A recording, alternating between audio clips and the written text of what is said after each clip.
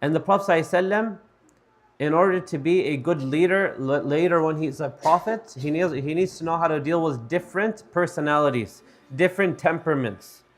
So this is the benefit of being a shepherd.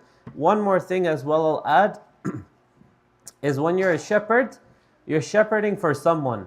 That someone is going to say, here are my 70 goats, and you have to take care of them maybe for the whole day, maybe for a week, maybe for a month, and give it back to him just like you got. 70 goats you gave me, 70 goats, here you are. So you learn how to count all the goats, make sure they're there. Make sure you don't lose any goats. That's what makes you trustworthy. If anything happens to the goats, you tell the owner, this goat died or this goat got injured. So this stuff, all of this will make a very trustworthy and strong person. Jamil. So this is one of the hikmah or the wisdoms behind being a ra'il ghanam. So when the Prophet ﷺ grew up, he was also going on trips for trade with his uncle Abu Talib. So one of the times he went to Ash-Sham, Syria, right? And on the way there, they stopped in an area. Over there was a monk by the name of Bahira or Buhaira, both work. And he is the monks, one of the few that were left that were actually following what was sent from Isa and Musa. And they didn't start worshipping the Trinity or other type of, they didn't start worshipping other gods. So he was one of those sincere people. And Abu Talib and the Prophet ﷺ, they stopped around there and they met him. And Abu Talib, when he is with Buhaira is just trying to get to know them. He is saying, who is this young boy that is with you? So Abu Talib says, he's my son. Because that's how much he took care of him, he was close with him. And Buhaira said, no, he cannot be your son. Because back then, they also had this other type of knowledge that they can tell who is your son just by looking at them. If they see this kid over here, they know his father is not going to be this guy. His father is someone else. So they know just by facial features that this is not Abu Talib's son. His son must have passed away or something. So then Abu Talib tells him the truth. Yes, he is an orphan and I'm his uncle. So he said, okay. And we came from here, and they started talking. And then by the chance, Buhaira, he saw the seal of prophethood on the Prophet ﷺ's back. It was on like the left side shoulder, back over here. What is the seal of prophethood? Its size is the egg of a pigeon. They say the size of a pigeon. So like a small egg like that. And it's a bunch of like hair that's put together. And it's some sort of swelling in the back of, which may look like it might look like a pimple, but it's a brownish. And that's something that the prophets, they had. The Prophet ﷺ, he had. So Buhaira, he saw this, and he said, he gave him the whole story that he is special and you have to leave from here, because if the Jews, they find out about this, they will kill him. It's a mark on his back, beneath his left, like it's towards the left shoulder, back over here. Huh? I think in Arabic it's called a khatam and is that right? Khatam al-Nubuwah. Khatam al-Nubuwah. So this is what we call it in Arabic, Khatim al-Nubuwah. It's an actual thing that you will see on, if we inshallah we meet the Prophet ﷺ, you can see it will be on his back, inshallah. So they start talking, and they say that, when did the Prophet ﷺ get to the Khatim al-Nubuwah, the seal of prophethood? Some they say he was born with it, and some they say it's when Jibreel opened his chest. So that's when Jibreel stamped him with this seal of prophethood. Okay, So he says to Abu Talib, take him back. If they find out about him, they'll try and kill him. So Abu Talib, he got scared and he took that Prophet ﷺ back to Mecca and he kept him there. Now, the Prophet ﷺ, when he was young, he was from a noble family, yes? Was he someone who was rich, had lots of money? No.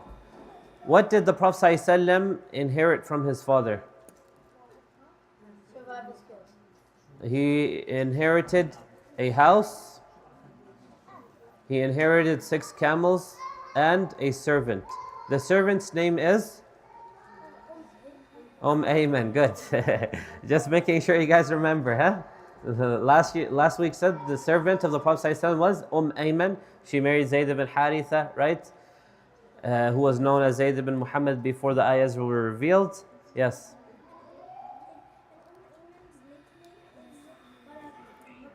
Her name is Barakah. Yeah, her name is Barakah. Good. Jamil. So the Prophet ﷺ, sometimes the war spoils would come, right? They would win a battle and they would get money from the other people, like the leftover booty. After you win a battle, you get the booty. So it's like money, okay? Maybe it's a new word for you, okay? It's like money, horses, armor, swords, that kind of stuff, okay? So the Prophet ﷺ, he would distribute it. And sometimes people would come to him and they would say, give us money. One time a person came to the Prophet ﷺ and he strangled him with a cloth and he said, till the point you could see the mark on his neck. And he said, give me, Muhammad, from what Allah subhanahu wa ta'ala or what has been given to you, this is not your money. So the Prophet ﷺ, he smiled at him and he said, give him something as well from the spoils of war. Now imagine someone random, they come to you and they start strangling you, ask you for your money. They're asking because they're poor, right? Or something like that. Of course, you would fight back, you would do something.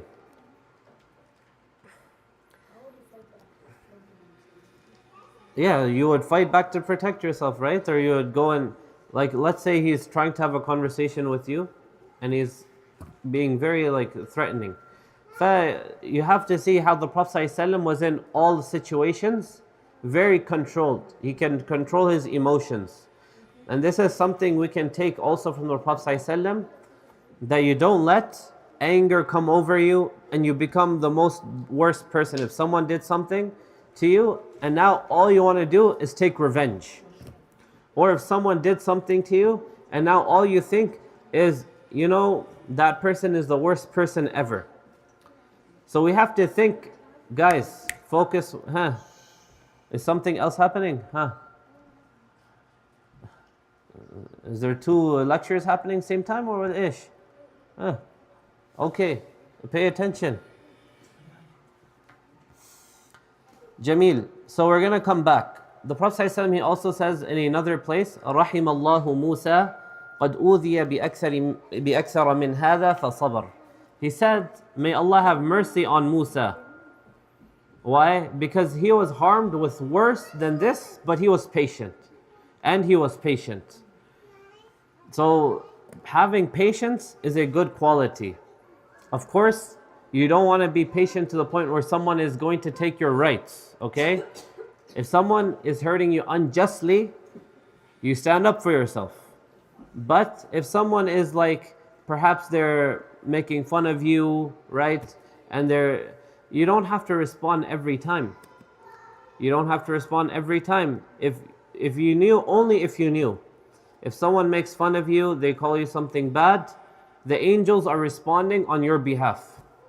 And this actually happened once with the Prophet ﷺ, where the Prophet ﷺ was sitting with Abu Bakr. And some man came to Abu Bakr and started calling him stuff, bad names and stuff like that. So the first time, Abu Bakr, he stayed quiet. Then the man kept on doing it. Second time, he stayed quiet. Third time, Abu Bakr responded. And then when Abu Bakr responded, the Prophet ﷺ got up and left. So then Abu Bakr is like, trying to go to the Prophet ﷺ, Ya Rasulullah, why did you leave me? Why did you leave me? So the Prophet ﷺ said, as long as you are quiet, the angels, they're responding on your behalf. The angels, they're responding on your behalf, but once you spoke and you responded, the angels left. And I don't want to be in the company where there's no angels. So think about it. You don't always have to respond. Sometimes, yes, you know, if you're being bullied, you want to stand up for yourself, that's different. Or someone else is being bullied. But sometimes you can also let go and you can look over. Jameel. So we said the skills of a shepherd, they become brave, we said that. And also there is a hadith that's narrated, the Prophet ﷺ, he said, تسعة عشر الرزق في التجارة. That 9/10 of rizq or provision is where? In trade, in business. So if you want to get money, you want to, you know, become someone influential, you want to get somewhere, you have to go into business. Not, you know, work for someone. Of course, get the skills and then go into business. Jameel. So the Prophet ﷺ, he was in business. Now, at the age of 15 or 20, the Prophet ﷺ and Quraysh came to, there is something known as Harb al-Fijar or Harb al-Fujjar. The war of Fijar or Fujjar. Now the Arabs, before Islam, before the Hijri calendar, how would they know their dates? They would know their dates by events. So this happened this year, this happened this year. So how do we know the Prophet ﷺ was born? We say he was born, we know because he was born in the year of the elephant. Okay? So the same thing over here, Harb al-Fijar is around the Prophet ﷺ's 15 or 20 years old, in one of the sacred months. Fi Ashr al-Hurum. What are the sacred months? How many are there? 4. They are Dhul Hijjah, Dhul Qa'dah, Muharram, and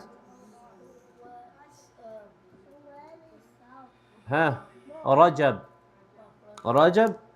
So 3 of them are back to back, and you have Ish Rajab. Yeah, so Allah subhanahu wa ta'ala, he says, Minha arba'atun hurum, the 4 months, the sacred months. We say they are Dhul Hijjah, Dhul Qa'dah, Muharram, and Rajab. Good. And these months, why are they called sacred? Because there's no fighting allowed. You cannot take any killing. You cannot do any revenge in these months. Because the Arabs, they were people who are always fighting each other for the smallest thing. You killed my camel, you took my water from the well, I'm taking revenge.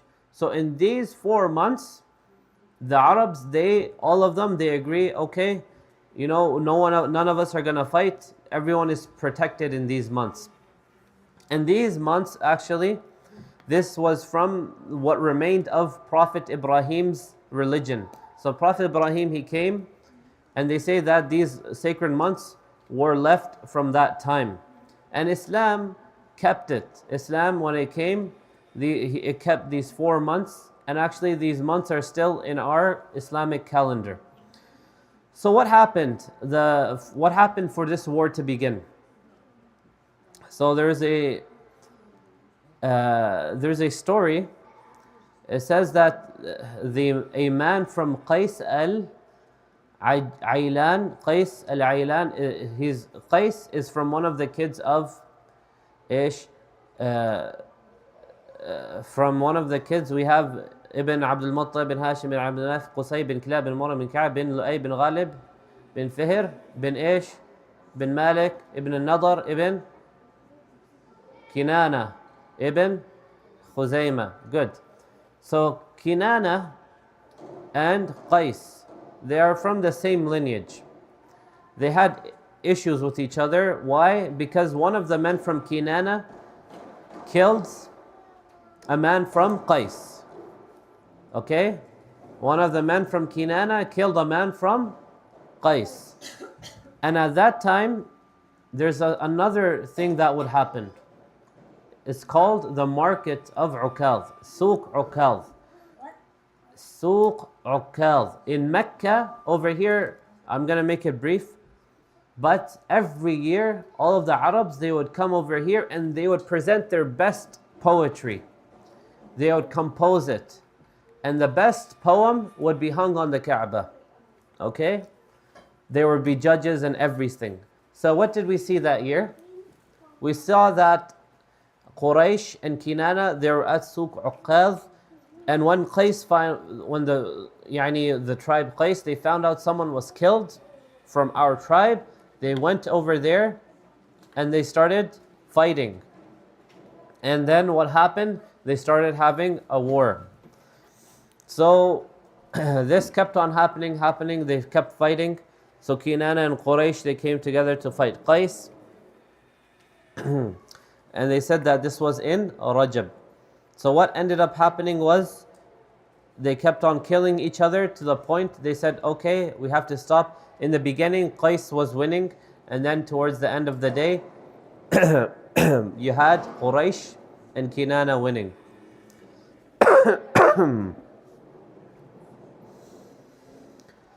I might need to get some water if there's a water bottle here.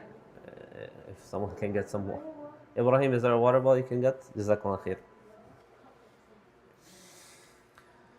So they agreed, we have to stop the fighting.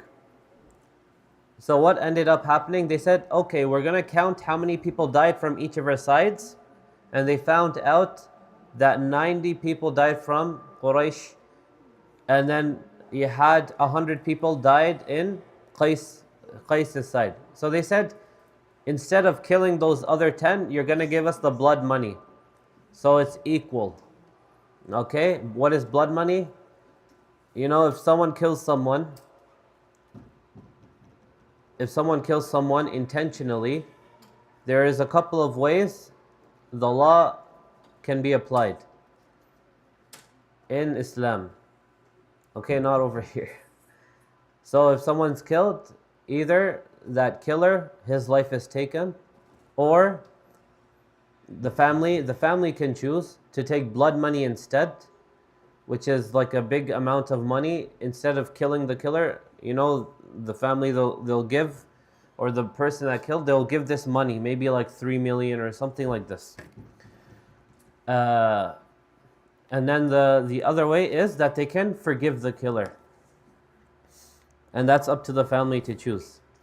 So over here, they chose that the remaining 10 people, we won't kill them. Instead, we'll give the Quraysh will give the blood money to Qais. So then it became equal. So that happened in year, Prophet when he was year 15 or 20. Then another significant event happened. We call it the Hilf al-Fudul. Jazakumullah khair. Barakallah feek. Hilf al-Fudul. So Hilf, it means what? Covenant of virtue. So there is a promise that was made. There is a man who came from Yemen to Mecca to do trade.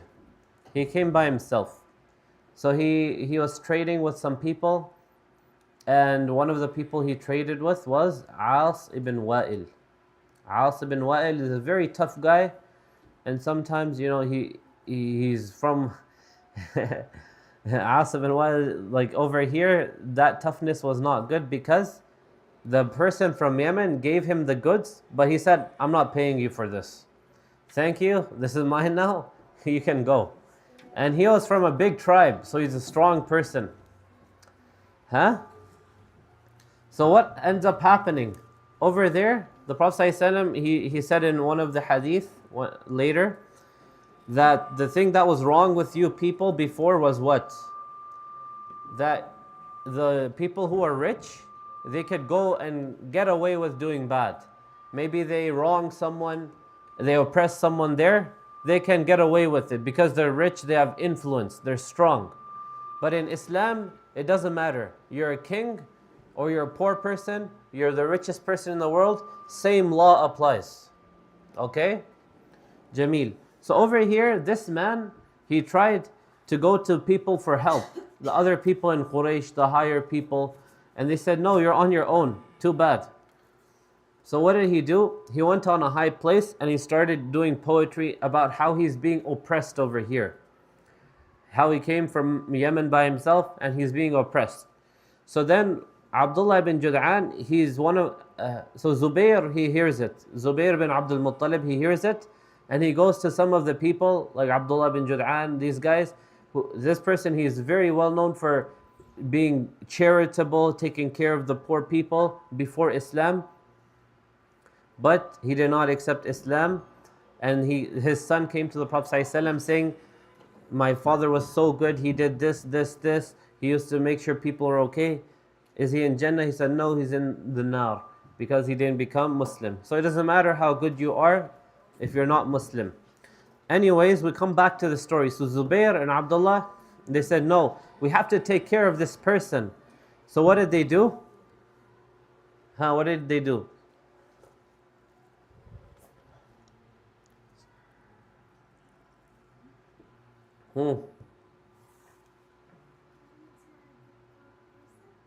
Louder? How? They gave it from their own money? No. So they went with some people and they were suited up, ready to fight. They said, give this person what you owe him. They went to As ibn Wa'il and they forced him to pay the guy. So then he ended up paying him and the person, he got what was for him. Okay. So why is it called Hilf al-Fudul? Because the people who came to agree on doing this action, many of their names were Al-Fadl, which means virtue. So in order to go and protect this man. And the Prophet ﷺ, he was there at this age, he was around 20 or 25. And he said that he's expressing how happy he was at being present there. He says, لَقَدْ شَهِدْتُ إيش في دار عبد الله بن جدعان حلفا ما أحب أن لي به حمر النعم. So he said, I witnessed an agreement in the house of Abdullah bin Jud'an, and it was so beloved to me, I would not give it up for the most expensive cars, or at that time red camels. Red camels at that time you can think of like Ferrari today, okay? So the Prophet ﷺ said, the Prophet ﷺ said, I wouldn't give up being at that place and being a part of that for something that great. Why? Because of the justice being delivered. How they agreed that anyone who comes now to Mecca, we will make sure that their rights are preserved. So this is called Hilf al-Fudul. And the Prophet ﷺ, he said, وَلَوْ دُعِيتُ إِلَى مِثْلِهِ فِي الْإِسْلَامِ لَأَجَبْتُهُ. That if I was called to something similar during Islam, I would have accepted it as well. Why? Because you're protecting people, you're making people feel safe. They can come and do trade over there. Their rights are protected. The strong people in the society, the rules apply just to them like it does to everyone else. And many societies, they didn't have that. Now we get to the Prophet ﷺ's time about his marriage to Khadija radiallahu anha. So Prophet ﷺ, he was around 25 years old, he's still doing trade, right? And one of the trades, he's going to Sham, he's doing some work for Khadija radiallahu anha before they're married. Khadija, before then, she is one of those women, one of the most wealthiest women in Mecca. Everyone, they want to marry her. She was not married. She had 2 husbands, widowed twice. Yani, her husbands, they died. And now she is by herself. And the way she got the money, they said she inherited it as well from her husband. So she had people working for her. She had a servant by the name of Maysara. And Maysara was sent with the Prophet ﷺ on this trip to Sham, to Syria, to see how the Prophet ﷺ deals with people Is he truthful? Because many times before that, other men would go and they would hide some of the profits and they would say, oh, we made this, this much money, and it didn't add up. So the Prophet, Khadija is looking for someone who's trustworthy to take her business and do it for her over there, her wealth, and trade for her. So Maysara is observing the Prophet ﷺ, and he is so truthful. He is honest. He doesn't lie. And he, even when it comes to money, he is not trying to take and steal money, extra money, to make himself rich. If he said he gave his word, that's how it was. So Khadija, when she heard about this news, she's like, okay, yes, I want to marry the Prophet ﷺ. So she talked with Nafisa, one of her friends, Nafisa bint Munabbih, and Nafisa like, oh, you want to marry the Prophet ﷺ? It's like, yes. So Nafisa sent the news to the Prophet ﷺ that Khadija wants to marry you. So over here, yes, of course, in Islam, even the woman, she can propose to the man. Generally speaking, it's what? The man proposes to the woman, right? But over here, Khadija is proposing to the Prophet ﷺ. And there's no issue with it, right? If the woman is not shy and she wants to marry someone, she can go and ask. Of course, there has to be wali and everything. But over here, the Prophet ﷺ is thinking, why is Khadija choosing me? I'm not one of the richest people in Quraysh, and she is so high, she is noble. Everyone in the city wants to marry her.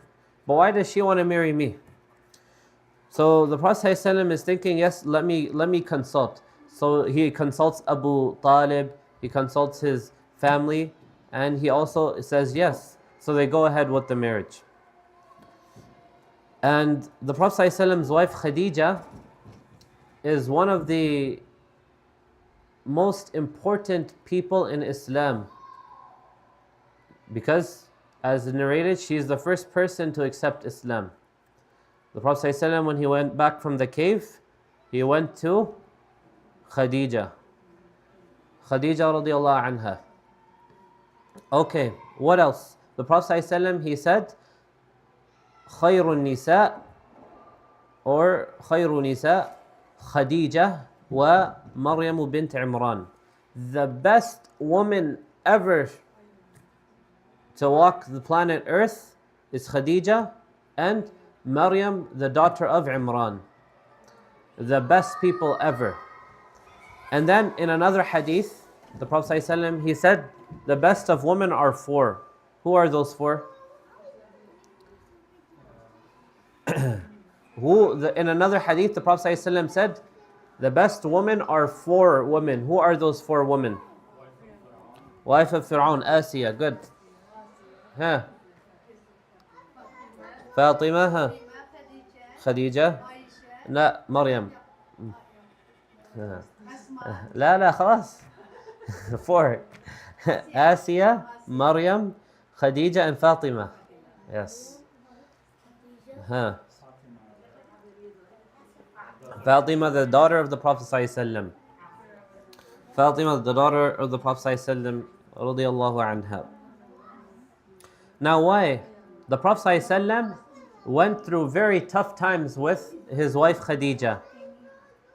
The times of poverty, the times of torture, the times of boycott. And Khadija always by the side of the Prophet ﷺ and never gave the Prophet ﷺ any issues. And Khadija, they narrate, was 40 years old.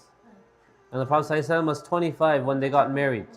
In some of the narrations, they say she was 28. But what we find most of them saying is that she was 40. Okay. Now in the Arab, we said that's normal, right? The old, they marry young, young marry old. Just like with Ayman and Zayd. So the Prophet ﷺ, all of the Prophet ﷺ's kids, they came from Khadija. Who was the first? First kid for the Prophet ﷺ was Qasim. Qasim. Then you had who? No.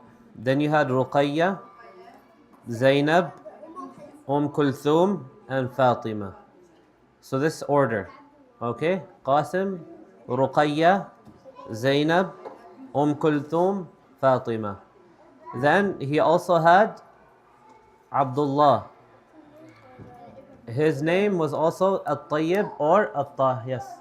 Yes.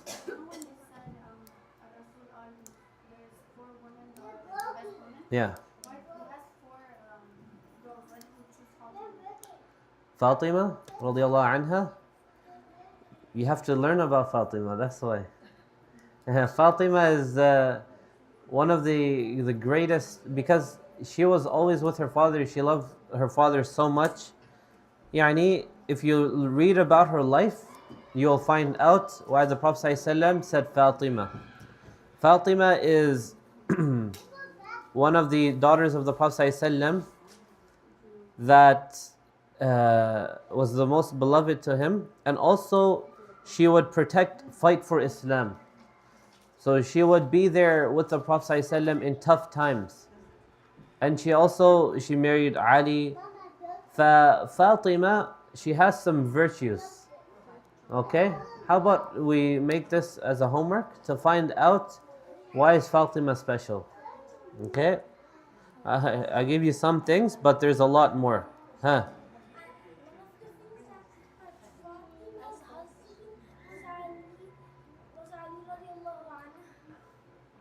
Yes, I said that. Barakallah fiqh.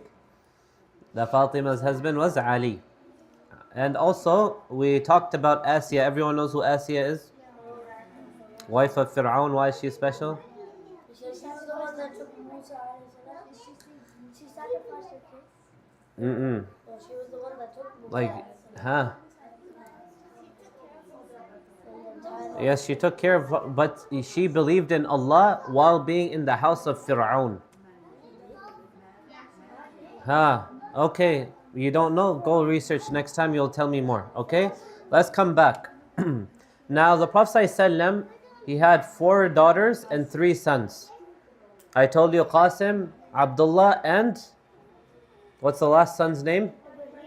Ibrahim. Ibrahim was the son of the Prophet ﷺ and Maria. It didn't come from Khadija. So 6 kids from who?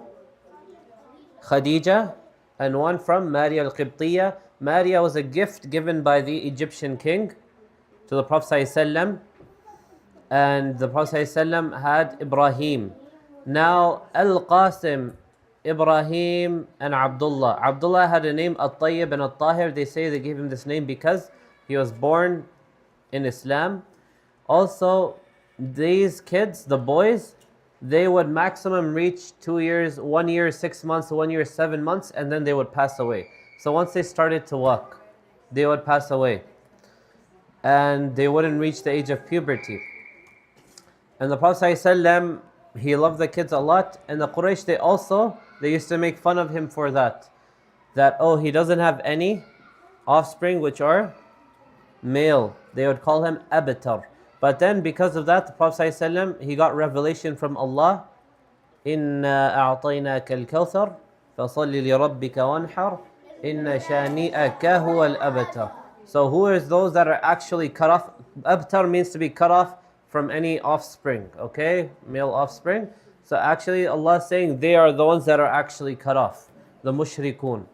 Now today, if you look, Allah subhanahu wa ta'ala says He gave the Prophet ﷺ so much good. Al-Kawthar, there's many opinions on what Al-Kawthar. They say this amazing amount of good is that everyone is now following the Prophet ﷺ, and no one even knows those people or those Quraysh that died on kufr. No one cares about them.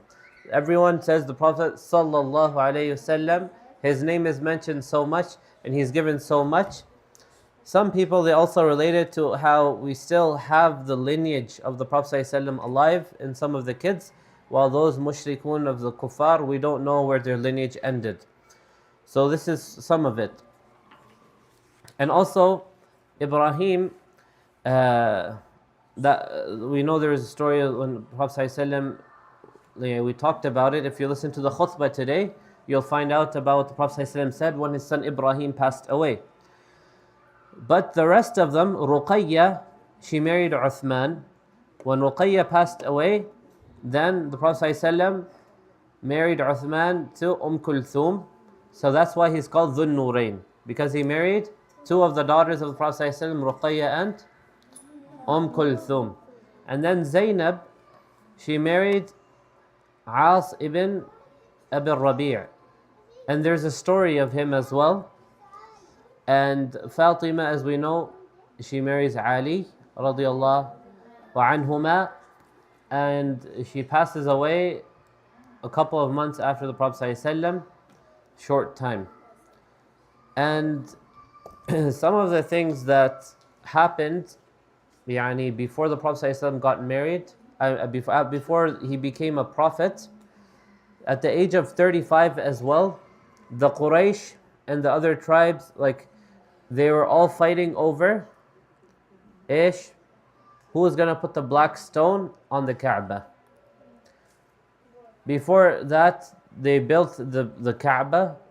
There was a time where the Kaaba got flooded, it got destroyed, so they had to make it again. And when they were making it, they didn't have enough money to fully build it. Before today, what we see the Kaaba is what? A cube, right? Before it was like an L shape. It was what? L shape.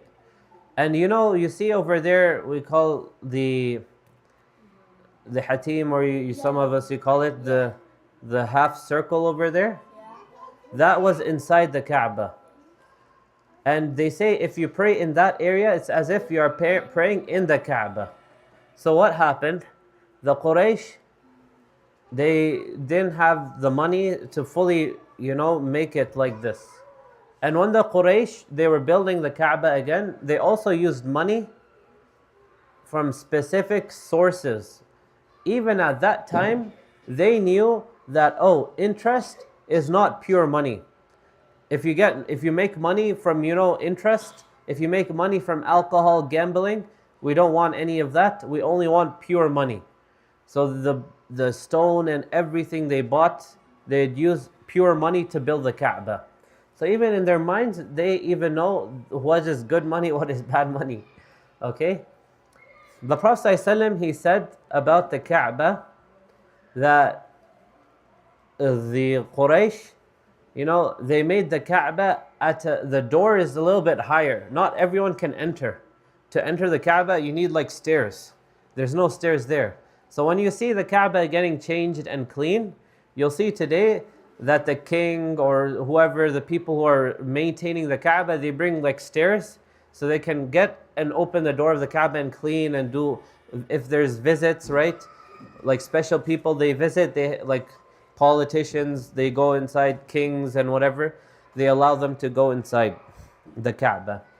The Prophet ﷺ, he said, if it wasn't going to be a big fitna for your people, the Quraysh, the Muslims, these people who newly just became Muslims, that I would have demolished the Kaaba and rebuilt it.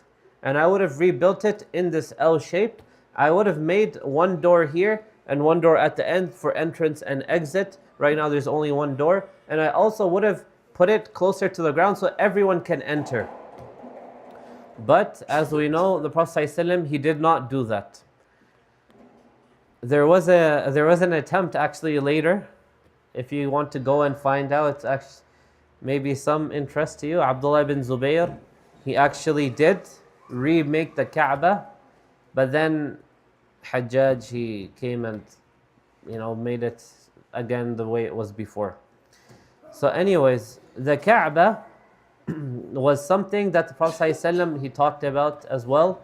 At that time, when he was 35 years old, all of the tribes, they wanted the honor of putting the black stone on the Kaaba. But they're like, how do we do it? We don't understand. So they said, the next person who walks from this path, we're going to ask him to judge and make him the person who tells us how to do it. So the next person that walks in was the Prophet ﷺ, And they were all happy that it was him because they knew that he was wise and that he was going to be someone they can trust. So the Prophet ﷺ, he said, what are they going to do? They'll put the black stone in a cloth, and each tribe will have the chief of their tribe hold one end of the cloth, and they'll bring it to the place of the corner of the Kaaba, and the Prophet ﷺ, he put it in like this. And that's how they were happy the dispute was finished. That now, okay, the black stone is placed. And from that time, even the other people in Quraysh, they would tell their kids, be friends with Muhammad ﷺ because he is truthful. You're going to learn from him. He is wise. Huh? No, like when they were young, even when they were young and the Prophet ﷺ was young, they would say, be friends with Prophet Muhammad ﷺ.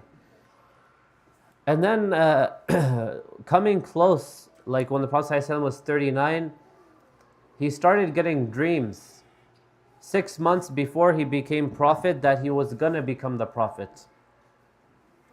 He would see sometimes like trees and different things talking to him.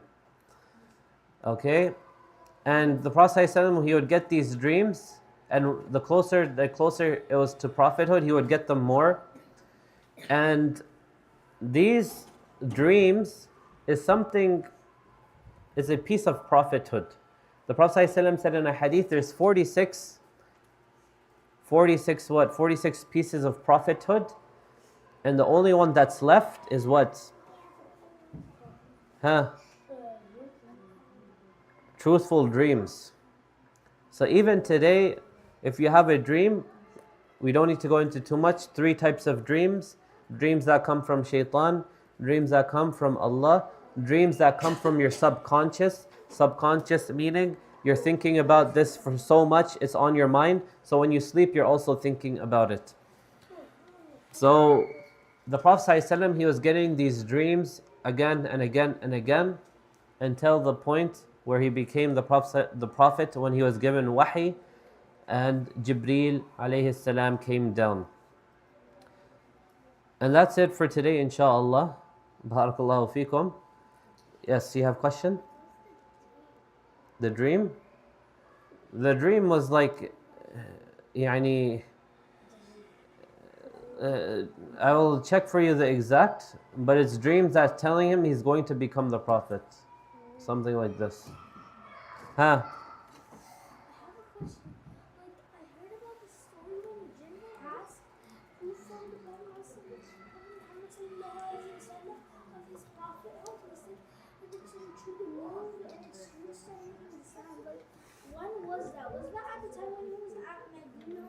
That a jinn what?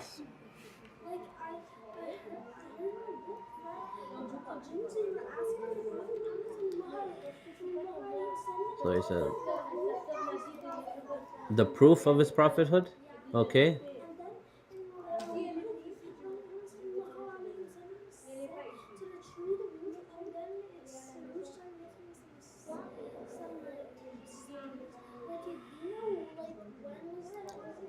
No, so that the jinn said, what is the proof of your prophethood? And the Prophet ﷺ said to the tree, move, and the tree moved. I don't know, I have to check this, okay? Any other questions? Okay, my turn for questions. Okay, let's see who's paying attention. So last time we said that, no, we're not going to talk about last time. This time, today, we said that a couple of events. When the Prophet ﷺ was 15 or 20, what was the event that he was a part of? We said there was a war. What's the war's name? So raise your hand up. Raise your hand up.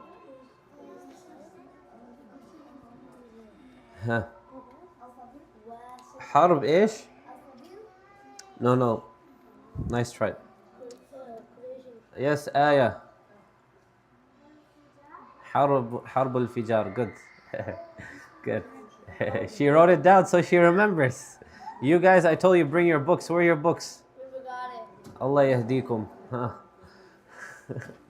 Come on, guys. Okay. So Harb al-Fijar we talked about. Good. Harb al-Fijar happened. Why did it happen? Who remembers? Why did this war happen? I know you. 1 second. We'll give someone else a try. Nile. One person from the other tribe killed someone from the other tribe, so then the other tribe got mad. Yeah. Do you remember the names? Kenan, Ah. Qais and Kinana. Ah. Good. A person from Qais was killed by Kinana, and then they went to war.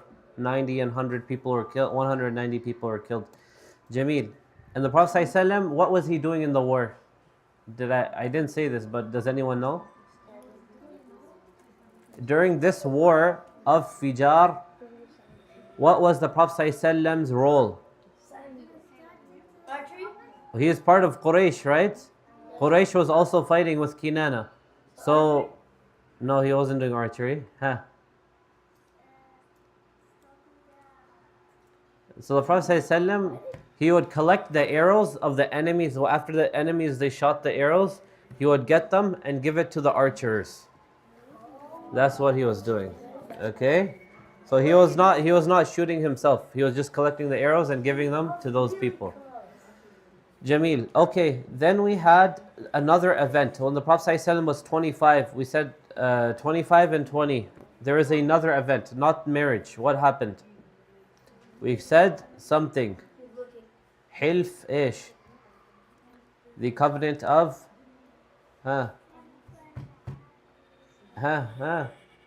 Girls, I need you to bring notebooks. Hilf al-fudul, mashallah. She's gonna become your teacher one day, huh? Because she knows all the answers to writing the stuff. You guys just gonna come one day next week forget, huh? Come on, guys. Okay, Hilf al-fudul. What happened in Hilf al-fudul? What's your name? Lina? Reem. What happened in Hilf al-fudul?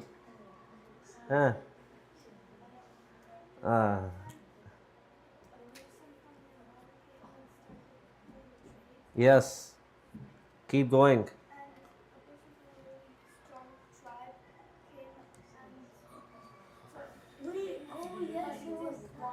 Yes, good.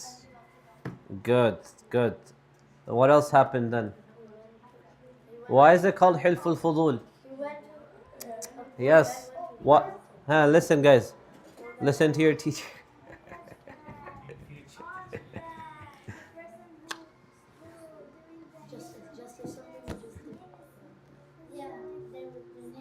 Good. She got it. All of their name was Fadl. That's why the people who came to do the agreement, their names were Al-Fadl. So they said Hilf al-Fudul, the covenant of virtues. Okay. And they came and they said, now anyone who comes to Mecca, we're going to stand up for them, make sure that they get paid and they're not oppressed. So that happened on the Prophet ﷺ, and he said he liked it so much that he would rather have been there than get the profit or make money of like big red camels. Good.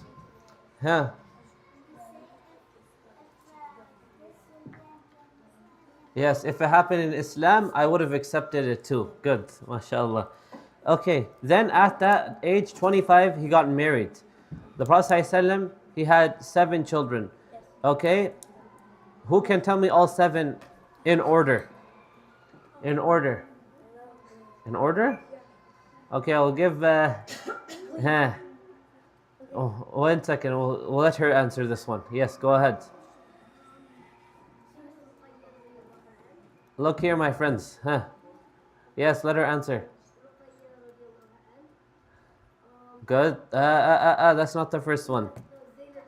No. Okay. Jazakumullah khair. We're gonna give it to someone else. Nice try. Okay. Ibrahim, try. Qasim is first. Good. Next. Jazakumullah khair. Wrong. Yes. What's your name? Lara. Okay. Go ahead. لا جزاك الله خير. Yes, my friends. لا حبيبي جزاكم الله خير. ها Abdullah and Ibrahim. جزاكم الله خير بارك الله فيك. ها we have Qasim, Ruqayya. Everyone say it together. You know it now. Yeah. Zainab, Kulthum, Fatima, Abdullah, Ibrahim. Good. You need to know this, guys. And Ruqayya married Uthman. Kulthum also married Uthman. So, question for you guys. Fiqh question. Can two sisters marry the same person? No. But Uthman married Ruqayya and Kulthum. Yeah, but Ha? that's not allowed. Ha? It's not allowed. Ha? Oh, wait, no, that's something else. Yes? Actually, this My son. Say it again? Okay, good. So Allah subhanahu wa ta'ala says Surah An-Nisa وَأَن تَجْمَعُوا بَيْنَ الْأُخْتَيْنِ إِلَّا مَا قَدْ سَلَفَ. He says you cannot marry two sisters at the same time. Yes, you can marry 1, 2, 3, 4 different, but if they're sisters, the first one has to die, then you marry the second one. Oh. Or you, of course, like you can get divorced and then also. Good. You guys, mashallah, did good today. Mashallah. But the sisters, they're doing better already. Don't get left behind, you know. You need to be bringing your notebooks, guys. Huh? Huh? I always say, after leaving out, please bring it. Oh, mommy, no, that's okay. I forgot. Today we learned a lot of names. You're not going to remember them. You're going to go home. You're going to forget. Qais, Kinana, huh? You're going to remember Hashim. Huh? Do you know? Al-Muttalib. You both of you, everyone here. If I ask you, I said that the lineage of the Prophet ﷺ last time. I know it. You know it? Muhammad bin Huh. Abdullah bin Abdul Muttalib bin Hashim bin Abdul Manaf bin Qasim Ibn Qusay ibn Ish. There's still 15 names left, my friend. Huh? Yes. لا أنت skipped big one. لا محمد بن عبد الله ابن عبد المطلب ابن هاشم ابن عبد مناف ابن قصي ابن كلاب ابن مرة بن كعب ابن لؤي بن غالب بن فهر بن مالك بن نضر بن كنانة بن خزيم ابن كنانة بن خزيم بن مدركة ابن إلياس ابن نزار ابن معد ابن عدنان. Come on, guys. Right. I can, if you want, I'll tell you if you write it. But the rest of you, you have live stream over here. Make sure you watch, memorize, okay? Okay. Next time I come, Uthman, Hussein, Zakaria, my friends. You got 5 is good, mashallah. You have still more to go, okay? Girls too, inshallah.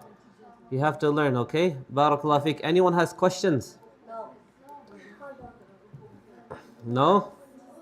Okay, alhamdulillah. Barakallah fikum. Inshallah, we'll end here. Subhanakallahumma bihamdika nashhadu an la ilaha illa anta nastaghfiruka wa natubu ilayk. Assalamu alaikum wa rahmatullahi wa barakatuh. Wa iyyakum. Barakallah fik.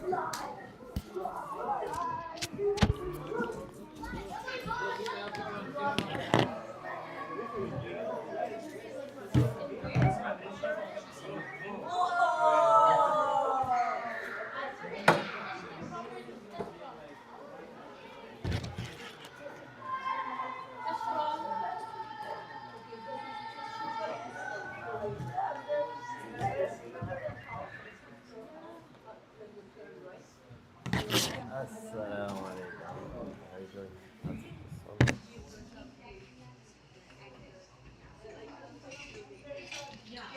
I'll be back. You guys, notebook next time, okay? Notebook next time.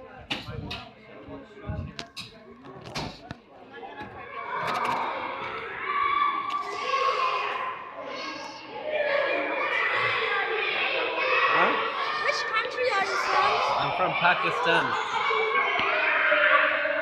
Because it looks like the Algerian one. This, yeah, Moroccan. This is Moroccan. Assalamu alaikum. How are you guys doing? Alhamdulillah.